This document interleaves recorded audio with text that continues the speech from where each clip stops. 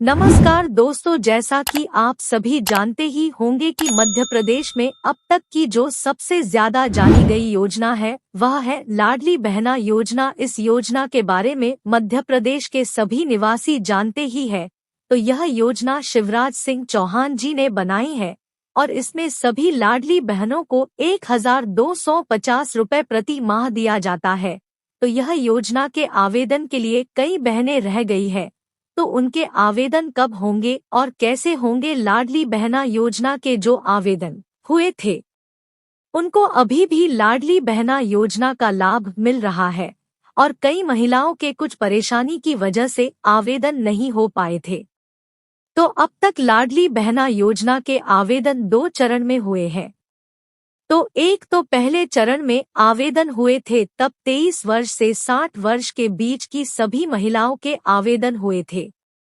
फिर दूसरा चरण चालू हुआ था, उसमें 21 वर्ष से 23 वर्ष के बीच की महिलाएं या जिन महिलाओं के स्वयं के नाम से या पति पुत्र परिवार के किसी भी सदस्य के नाम से ट्रैक्टर है तो वहां महिला आवेदन कर सकती थी।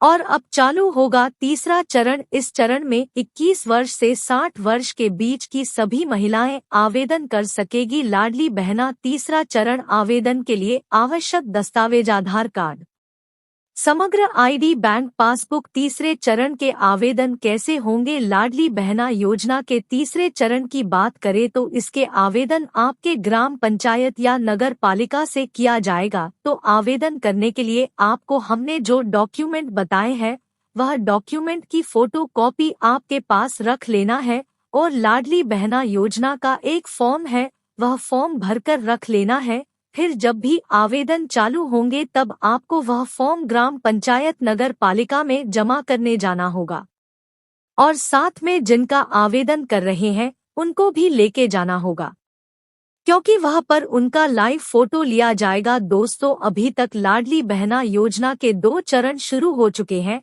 लाडली बहना योजना का दूसरा चरण 25 जुलाई से शुरू किया गया था, जिसमें सिर्फ 21 से 23 वर्ष की बहनों के फॉर्म भरे गए थे, लेकिन बाकी जो 24 से 60 वर्ष की बहनें हैं उनके आवेदन फॉर्म इस दूसरे चरण में स्वीकार नहीं किए गए थे। तो 24 से 60 वर्ष की जो बहनें लाडली बहना योजना के पहले और दूसरे चरण में आवेदन करने से वंचित रह गई थी, उन्हें अब दूसरे चरण में आवेदन करने का मौका भी नहीं दिया गया। दूसरे चरण में भी उन्हें आवेदन करने से वंचित रखा गया। जिन बहनों ने लाडली बहना योजना के पहले और दूसरे चरण में आवेदन नहीं किया था और दूसरे चरण में सिर्फ 21 से 23 वर्ष की बहनों के फॉर्म भरे जा रहे हैं, तो 24 से 60 वर्ष की बहनों के लिए तीसरा चरण दिसंबर महीने में शुरू किया जाएगा, जिसमें 24 से 60 वर्ष की बहनों के फॉर्म भरे जाएंगे। आपकी जानकारी के लिए बता दें कि यह फॉर्म ऑफलाइन आपकी ग्राम पंचायत के सचिव या आंगनवाड़ी केंद्र या आपके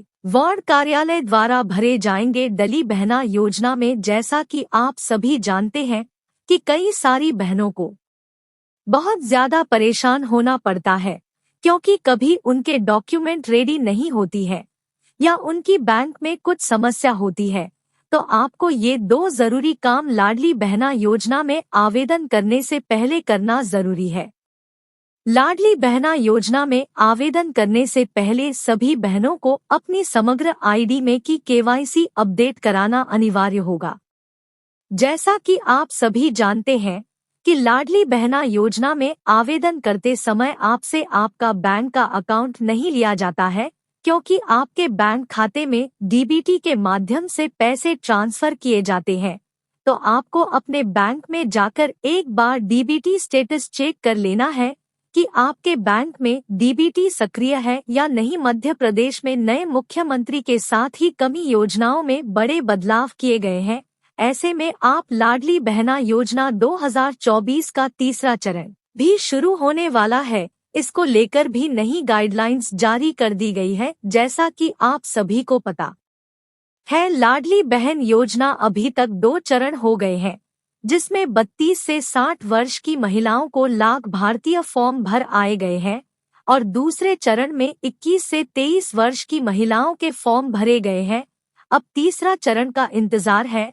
जिन महिलाओं ने अभी तक इस योजना में अपना फॉर्म नहीं भरे हैं, आपकी जानकारी के लिए बता दें, मुख्यमंत्री शिवराज सिंह चौहान जी मध्य प्रदेश के पूर्व मुख्यमंत्री बन चुके हैं। अब वह मध्य प्रदेश के मुख्यमंत्री नहीं रहे हैं।